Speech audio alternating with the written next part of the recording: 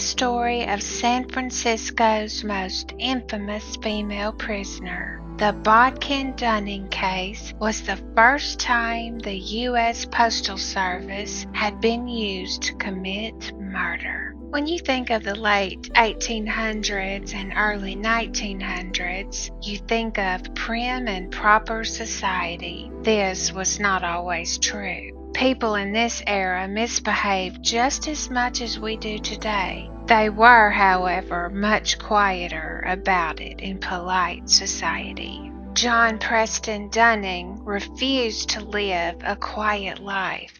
He gambled when he was not working. When he was not gambling, he was cheating on his wife, Mary. Dunning was ravenous. On February the 12th, 1891, war correspondent John P. Dunning married Miss Mary Pennington, the daughter of ex-Congressman John Pennington, in Dover, Delaware, and the couple settled in San Francisco. The following year, a daughter was born. The family then relocated to a home on California Street, where Dunning went for a stroll in Golden Gate Park one afternoon. He flirted with a woman sitting on a bench. They started talking, and the woman introduced herself as Curtis and said her husband was in England. After they became better acquainted, the woman revealed that she was the wife of Welcome A. Bodkin, whom she married on September the 26th, 1872, in Kansas City, and that she had a grown son named Beverly. Cordelia Brown was her maiden name, and the town of Brownsville, Nebraska, was named after her father. Bodkin worked for the Missouri Valley Bank in Kansas City for many years, but when his wife met Dunning, he was living in Stockton, California with their son, Beverly. Dunning met Mrs. Bodkin in secret while his wife remained in San Francisco. Mrs. Dunning took her baby to her father's home in Dover, Delaware. Her husband and Mrs. Bodkin were constant companions at the races and cafes. Mrs. Bodkin resettled on Greery Street, and Dunning moved into the same building. During the conversation, he mentioned to Mrs. Bodkin that his wife was particularly fond of candy and had a very close friend in San Francisco named Mrs. Corbailey.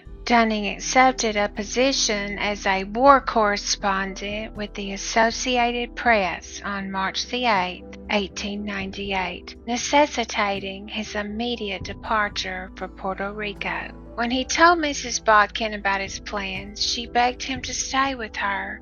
He ignored her pleadings and told her he would never return to San Francisco. She accompanied him across the bay, and when they parted, she sobbed bitterly. On August the 9th, 1898, a small package addressed to Mrs. John P. Dunning arrived in Dover, Delaware. The package was placed in her father's mailbox and taken inside by Mr. Pennington's little grandson. Mr. and Mrs. Pennington, their two daughters, Mrs. Dunning and Mrs. Joshua Dean, their son-in-law, Mr. Dean, and Mr. and Mrs. Dean's two small children made up the family. After supper, the family went out on the veranda, and Mrs. Dunning opened the package, which turned out to be a fancy candy box containing a handkerchief, chocolate creams, and a small slip of paper with the words, "With love to you and your baby, Mrs. C." Mrs. Dunning had no idea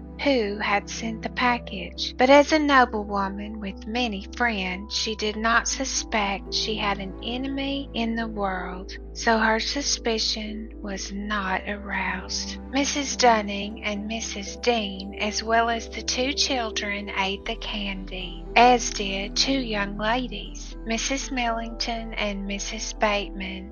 who happened to pass by the Pennington home while the family was seated on the veranda. That night, everyone who ate the candy felt convulsing in their stomachs and vomited freely. Everyone recovered except Mrs. Dunning, who died on August the 12th, and Mrs. Dean, who died on August the 11th. Autopsies disclosed the fact that the ladies died from arsenic poisoning. Mr. Pennington examined the handwriting on the box and the slip of paper. He discovered that it corresponded with the writing of an unknown person who had sent an anonymous communication from San Francisco to Mrs. Dunning many months earlier, which alleged that Mr. Dunning was having an intimate relationship with a woman in San Francisco. Dr. Wood, a chemist, examined the candy that had not yet been consumed and discovered a significant amount of arsenic. John P. Dunning received word of what had happened via telegraph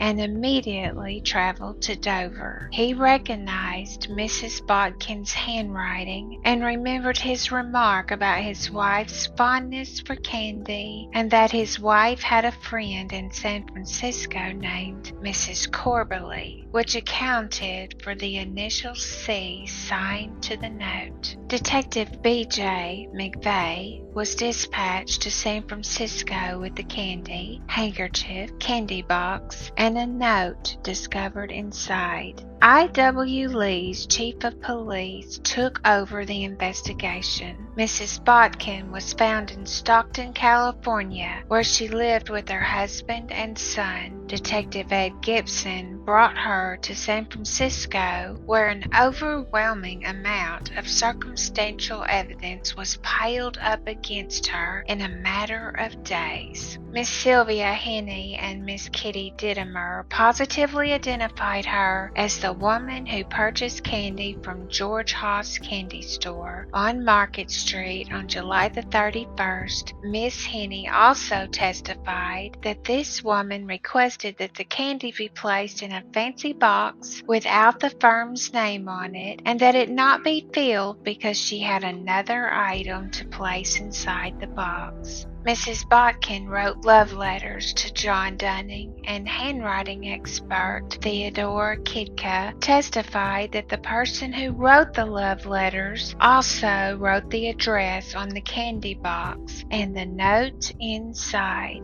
Mrs. Bodkin even forgot to remove the store tag from the handkerchief she bought from Mrs. Harris in the City of Paris store, who remembered the conversation she had with Mrs. Bodkin. When asked why she remembered this so vividly, she explained that Mrs. Bodkin's resemblance to her deceased mother had taken her by surprise. She then produced a photograph of her mother to demonstrate the striking resemblance. Mrs. Bodkin was identified by Frank Gray, a druggist employed at the Owl drugstore, as the woman who had purchased 2 ounces of arsenic for the alleged purpose of bleaching a straw hat, insisted on getting this drug even after the druggist informed her that there were other preparations better suited for the purpose. The candy package was mailed on August the 4th at the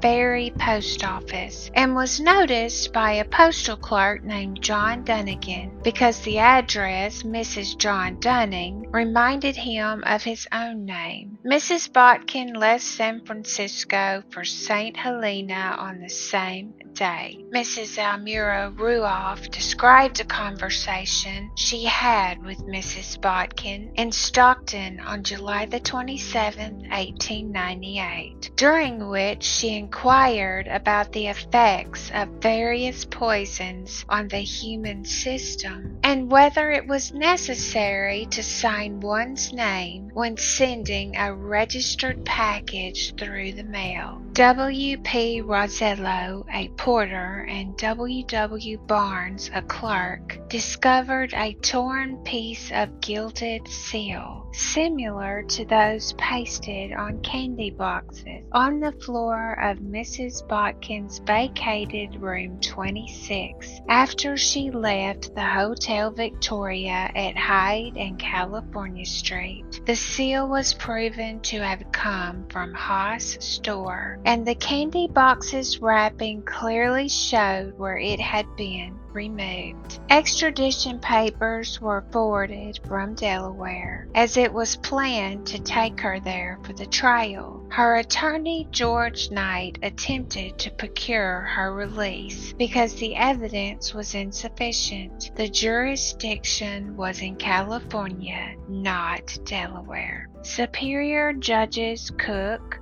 Borden, Wallace, Trout, and Sewell, sitting on the bench, ruled on October the 23rd that the trial should be held in California because Mrs. Bodkin's flight from Delaware was not actual but constructive. The Supreme Court upheld this decision. Mrs. Bodkin was indicted on October the 28th, 1898. After the evidence was presented to the grand jury, the trial for Mrs. Dunning's murder began on December the 9th, 1898. On December 19th, while testifying in the case, John P. Dunning refused to name the names of other women with whom he had been intimate. He was found guilty of contempt and imprisoned for several days until the question was withdrawn. Mrs. Bodkin was found guilty on December the 30th, 1898, and sentenced to life in prison on February the 4th, 1899. Mrs. Bodkin's husband, Welcome A. Bodkin, filed for divorce on March the 9th on the grounds she was a convicted felon. Before Mrs. Bodkin was sentenced to state prison, the state Supreme Court ruled in the case of Albert Hoff,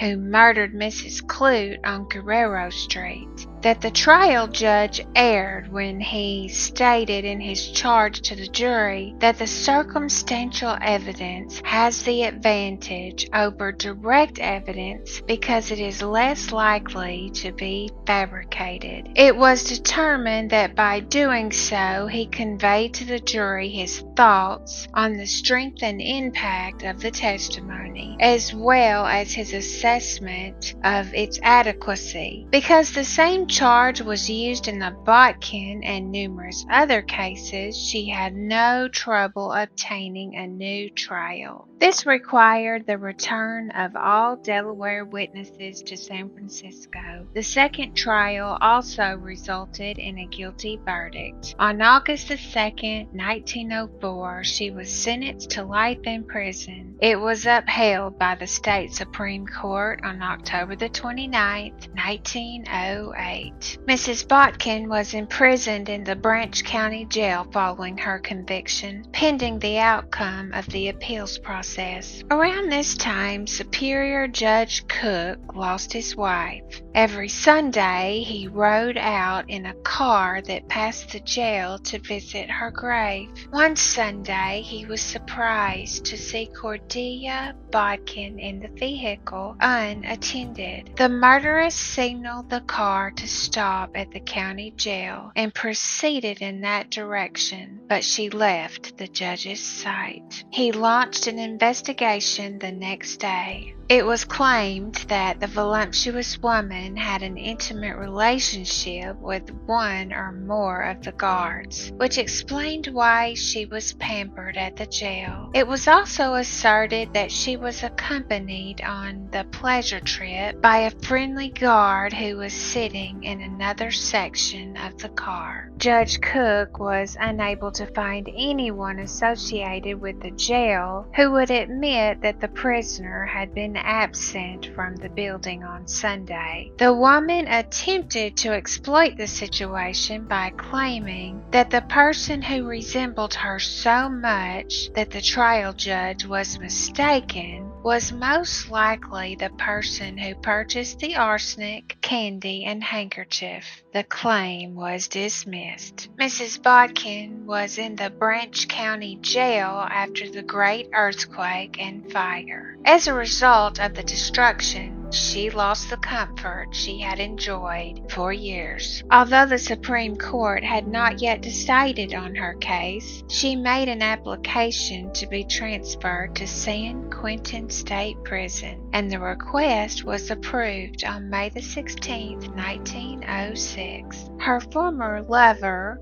mother, sister, son, and former husband all died within a short time of her conviction. The prisoner succumbed to nervous fatigue and became a physical wreck. She began to suffer from depression in the latter part of 1909. Because of her health, she applied for parole in February 1910, but it was determined that she was ineligible. On March 7, 1910, she became unconscious and died. The death certificate shows that she died from softening of the brain due to melancholy. She was 56 years old at the time of her death. I thought this one was important because it was the first time someone had been murdered by mail. It was way before anthrax, laced envelopes, and pipe bomb packages. Tell me your thoughts in the comments below. If you like my content, please think about subscribing. I will see you in the next one.